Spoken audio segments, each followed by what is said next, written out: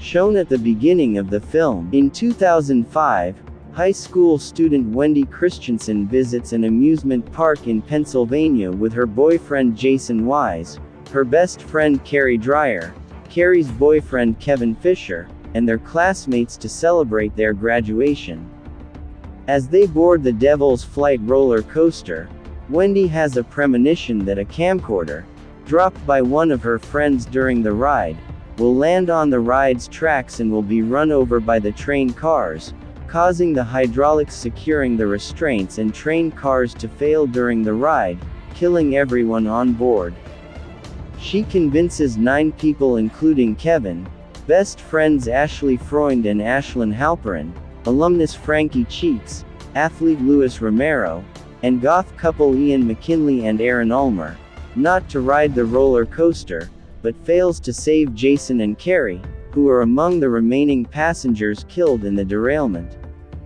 Weeks later, Kevin tells Wendy about the explosion of Flight 180 and the survivors' subsequent deaths, believing they may be in a similar situation.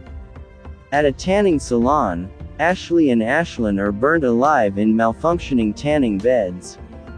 Now convinced that death is stalking them, Wendy and Kevin set out to save the remaining survivors using omens hidden in photographs of the survivors that Wendy took on the night of the crash. When Wendy and Kevin pull into a drive-through restaurant and observe Frankie's photo, a runaway semi-trailer truck forces them to escape Kevin's truck before it collides. The collision causes the truck's engine to burst out of the hood and grille, killing Frankie, who was in the car in front of them, as the fan sliced his skull. The next day, Wendy and Kevin fail to save Louis, whose head is crushed by 2 weights from a weight machine at the school gym. They find Ian and Aaron working at a hardware store, where a chain reaction from a runaway forklift allows Wendy to save Ian from his death.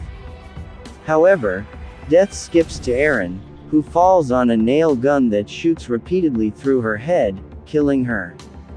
While identifying the last 2 survivors from the photographs, whose faces are obscured, Wendy realizes that they are her sister Julie and one of her friends, prompting Wendy and Kevin to rush to the local tricentennial fair to save them.